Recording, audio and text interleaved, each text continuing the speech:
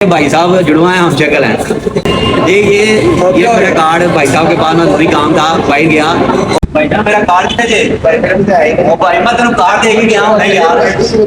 क्यों मैं यार होने मैंने जरूरी काम थी, मैं वापस गया, मैं कार्ड दे के गया भाई बिल्कुल सेम तेरे नाल जाएगा भाई। मैं कार्ड कौन है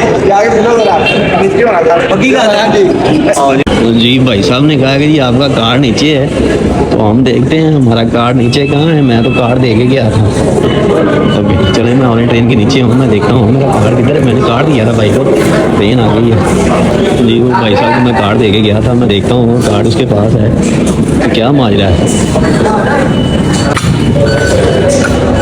जी। ये कार्ड है, ये भाई साहब ने कार्ड दिया बिल्कुल भजन। और मैं आपके भाई साहब से अपना कार्ड मांगता रहूँ, हमसे घर है, मैं उसके साथ कार्ड मांगता रहूँ। आप जुड़वा हैं बड़ी गुड बात है। मैं ऊपर रबर डाल के बैठा हुआ था, मेरे कार्ड ले ले, मेरे कार्ड ले ले।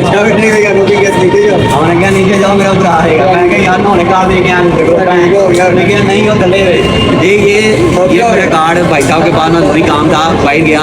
और इनका भाई जो है ना, ये मेरी वीडियो में आप नीचे देखेंगे कि वो भाई खड़ा था, मैं उसके साथ रबर डाल के बैठा, मेरा कार्ड दे, मेरा कार्ड दे।